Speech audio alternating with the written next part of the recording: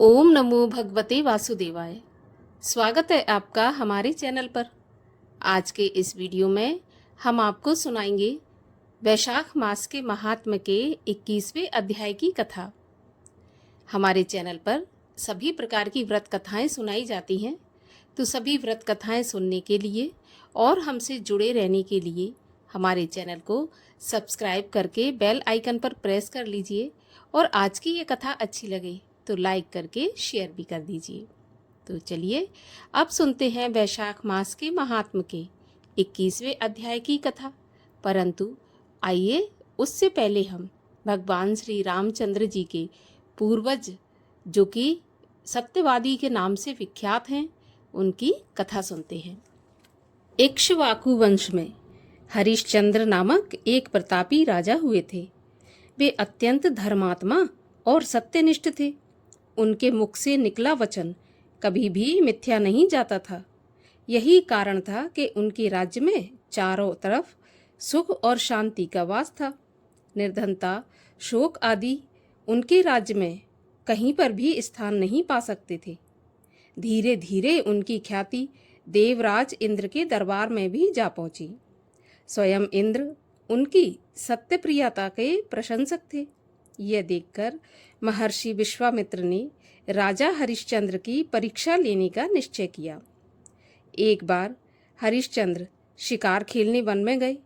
वहां उनकी भेंट महर्षि विश्वामित्र से हो गई।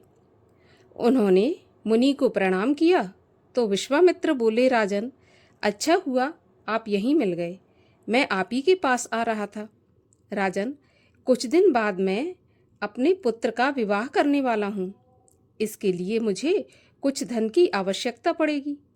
हरिश्चंद्र विनम्र स्वर में बोले, ऋषिवर, यह संपूर्ण राज्य आपकी सेवा में ही समर्पित है। आपको जितने धन की आवश्यकता है महल में आकर आप ले सकते हैं। मैं वचन देता हूँ कि आपको मनोवांछित दान दिया जाएगा। इस प्रकार राजा हरिश्चंद्र ने विश्वामित्र को वचन दे दिया। महर्षि को वचन देकर हरिश्चंद्र अपने महल में लौट आए। कुछ दिनों के बाद विश्वामित्र दरबार में जा पहुंचे और दान में संपूर्ण राज्य मांग लिया। हरिश्चंद्र अपने वचन पर दृढ़ थे। उन्होंने उसी समय सिंहासन का त्याग करके संपूर्ण राज्य महर्षि को दान में दे दिया। दान लेते समय विश्वामित्र बोले, राजन, दिया गया दान तभी सफल होता है जब उसके साथ दक्षिणा भी दी जाए। मुझे दक्षिणा में तुम्हारे भार के बराबर सोना चाहिए। हरिश्चंद्र धर्म संकट में फंस गए। उन्होंने प्रार्थना की, मुनिवर, इस समय आपको देने के लिए मेरे पास कुछ नहीं है। मुझे आप 1 माह का समय दें। मैं वचन देता हूँ कि आपको दक्षिणा दिए बिना चैन से नहीं बैठूंगा। विश्वामित्र ने उन्हें 1 महीने का समय दे दिया। अब वे अपनी पत्नी माधवी और पुत्र रोहित को लेकर दूसरे राज्य में आ गए। 1 महीने का समय पूरा होने वाला था। विश्वामित्र का कर्ज चुकाने के लिए उन्होंने विवश होकर माधवी और रोहित को एक ब्राह्मण के हाथों बेच दिया। उसके बाद उन्होंने स्वयं को भी एक चांडाल को बेच दिया। इस प्रकार धन इकट्ठा करके उन्होंने विश्वामित्र को दक्षिणा दे दी। चांडाल ने हरिश्चंद्र को शमशान में मुर्दे जलाने का कार्य सौंप दिया। हरिश्चंद्र निष्ठापूर्वक अपने कर्तव्य का पालन करते रहे। इधर एक दिन सर्प के काटने से रोहित की मृत्यु हो गई। पुत्र शोक में माधवी उसके अंतिम संस्कार के लिए आधी रात के समय शमशान में आई। वहां हरिश्चंद्र ने पत्नी और अपने मरे हुए पुत्र को पहचान लिया। पुत्र की मृत्यु ने उन्हें भी व्यतीत कर दिया, परंतु उस समय वे अपने कर्तव्य का पालन कर रहे थे। उन्होंने बिना धन लिए रोहित का अंतिम संस्कार करने से मना कर दिया। उनकी यह कर्तव्य निष्ठा देखकर 10 दिशाओं में उनकी जय जयकार गूंज उठी। अचानक इंद्र आदि देवगण उन पर पुष्पों की वर्षा करते हुए प्रकट हो गए। उनके साथ महर्षि विश्वामित्र, वशिष्ठ और सप्तऋषि भी थे। विश्वामित्र उनका सम्मान करते हुए बोले, राजन, तुमने अपनी सत्यनिष्ठा और कर्तव्य पालन से संसार में अद्भुत उदाहरण प्रस्तुत किया है। आज के बाद जगत में ऐसा कोई नहीं होगा जो आपके समान अपने वचन का तन, मन और धन से पालन कर सकेगा। मैं आपका राज्य और पुत्र आपको वापस लौटाता हूँ। साथ ही ये वरदान देता हूँ कि पृथ्वी पर संपूर्ण भोगों को भोगने के बाद आप मोक्ष प्राप्त करेंगे। इसके बाद महर्षि विश्वामित्र का आशीर्वाद लेकर हरिश्चंद्र माधवी और रोहित के साथ अपने राज्य को लौट गए। तभी से इस संसार में हरिश्चंद्र का नाम सत्यवादी हरिश्चंद्र से प्रसिद्ध हो गया। और अब सुनते हैं वैशाख मास के महात्म्य के 21वें अध्याय की कथा। 21वें अध्याय की कथा में शंख मुनि ने दर्शनों से महा सर्प तथा व्याध का उद्धार का वर्णन किया है। श्रुतदेव जी कहने लगे, यह देख शंख मुनि और व्याध दोनों बड़े विस्मित हुए। तब शंख मुनि ने पूछा, तुम कौन हो और तुम्हारी यह दशा कैसे हुई? हे सौम्य, किस कर्म से तेरी ऐसी शुभ बुद्धि हो गई और अकस्मात तेरी मुक्ति कैसे हो गई? यह सब हमें बताओ। शंख मुनि के इस प्रकार पूछने पर वह दंडे की भांति पृथ्वी पर गिर पड़ा और सिर झुकाकर हाथ जोड़कर कहने लगा, मैं प्रयागराज का निवासी ब्राह्मण कुल में उत्पन्न कुसीद मुनि का पुत्र हूँ। मैं रूप, यौवन संपन्न, विद्या में निपुण, बहुत बोलने वाला, धनवान, पुत्रवान तथा सदा मद में गर्वित रहता था। और मेरा नाम रोचन था। आसन, शयन, निद्रा, व्यवसाय, लोकाचार्य, ब्याज लेना, यही मेरा व्यापार था। लोक निंदा आदि किसी बात की परवाह नहीं करता था। इस तरह मेरा बहुत समय नष्ट हो गया। तब वैशाख के महीने में जयंत नाम के ब्राह्मण भगवान के प्यारे वैशाख मास के धर्म की कथा सुनाया करते थे, जहाँ चारों वर्ण के हजारों स्त्री पुरुष प्रातःकाल स्नान करके मधुसूदन भगवान का पूजन कर दिन रात कथा सुनते थे। मैं उस सभा में पगड़ी पहन, पान चबा, कंचुक धारण कर वहाँ का कौतुक देखने जाता था। वहाँ जाकर कभी हंसता, कभी निंदा करता, कभी कपड़े फैलाकर लोक वार्ता करने से सब श्रोताओं का मन चलायमान कर देता था। उसी दोष के कारण मेरी बुद्धि नष्ट हो गई, अवस्था क्षीण हो गई और सन्निपात रोग से मेरे प्राण जाते रहे तथा यम के दूत पकड़कर भयंकर नरक में ले गए। 14 मनवंतर तक अनेकों दुख भोगे। इस प्रकार क्रम से 84 लाख योनि भोग कर अब मैं इस वृक्ष जो 10 योजन लंबा, चौड़ा और 100 योजन ऊंचा है, इसमें 7 योजन की खोतर में महाक्रूर सर्प की योनि में निवास करता हूँ। हे ऋषिवर, अपने पूर्व जन्म के कर्मों के फल से 10,000 वर्ष में इस खोतर में निराहार निवास करता हूँ।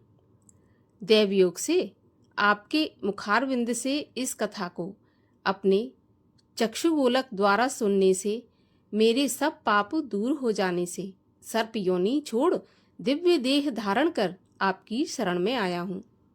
मैं नहीं जानता कि आप मेरे किस जन्म के बंधु हैं। मैंने तो कहीं कोई उपकार नहीं किया, फिर सज्जनों का संग कैसे हुआ? अब आप मेरे ऊपर अनुग्रह करो ताकि मुझसे कभी अधर्म और अहंकार ना हो। बुद्धि हमेशा धर्ममयी हो, चाहे दरिद्री रहूं, क्योंकि धन मद अंधकारी है। मेरी साधु महात्माओं की संगत रहे, विष्णु भगवान में प्रीति हो और उनको कभी न भूलूं। इस प्रकार अनेकों स्तुति कर, हाथ जोड़, सिर झुकाकर मुनीश्वर के आगे चुपचाप खड़ा रहा। शंख मुनि ने प्रेम में भरकर उसको दोनों हाथों से उठाकर कहा, हे द्विज, वैशाख मास और विष्णु भगवान की कथा सुनने से तेरे सभी पाप नष्ट हो गए। तू क्रम से अतिबाहिक लोकों को जाकर फिर दशाण देश में ब्राह्मण के घर में जन्म लेगा और वेद शर्मा नाम से प्रसिद्ध होकर धर्ममयी बनेगा। प्रत्येक जन्म में तेरी अत्यंत तीव्र स्मृति होगी। विद्या विशारद एवं जाति स्मृति बनी रहेगी। निर्द्वंद गुरु भक्त और जितेंद्रिय होकर उस जन्म में तू सदा विष्णु भगवान की कथा में तत्पर रहेगा और सब इच्छाओं को दमन कर वैशाख के सभी धर्म करेगा। तब तू सब सिद्धि प्राप्त कर संपूर्ण बंधनों से छूटकर परम धाम को प्राप्त होगा। मेरी प्रसन्नता से तेरा कल्याण होगा। हंसी से, डर से, क्रोध से, द्वेष से, कामना से, स्नेह से, भक्ति से, संतों की संगत आदि से जो शुद्ध मन से भगवान का ध्यान करता है वह भी सद्गति को प्राप्त होता है। ऐसा सुन वह दिव्य पुरुष मुनीश्वर से कहने लगा, आपने मेरे ऊपर बड़ा अनुग्रह किया, जिससे मेरी दुष्ट योनि जाती रही और उत्तम गति मिली। ऐसा कहकर वह मुनि की परिक्रमा कर और आज्ञा ले स्वर्गलोक को चला गया।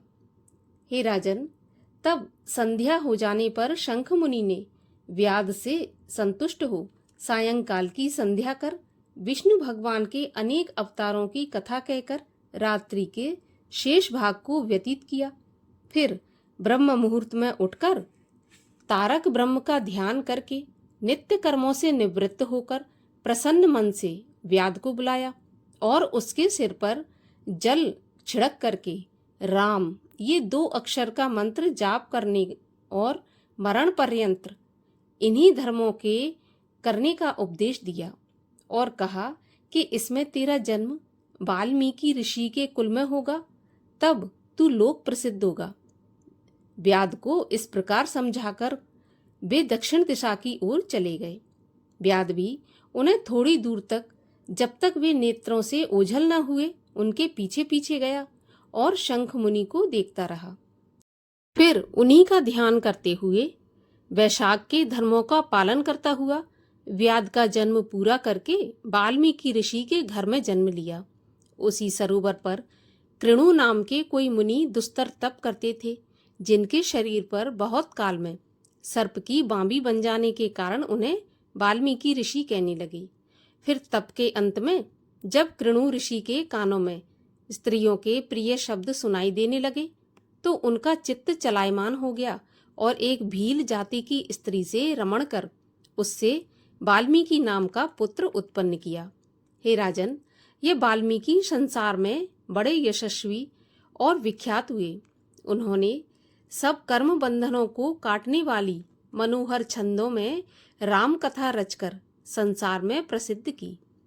श्रुतदेव जी बोले, इसी प्रकार वैशाख मास में व्याध को सिर्फ जूता दान करने से ही दुर्लभ ऋषित्व प्राप्त हुआ। थोड़ा दिया बहुत मिला।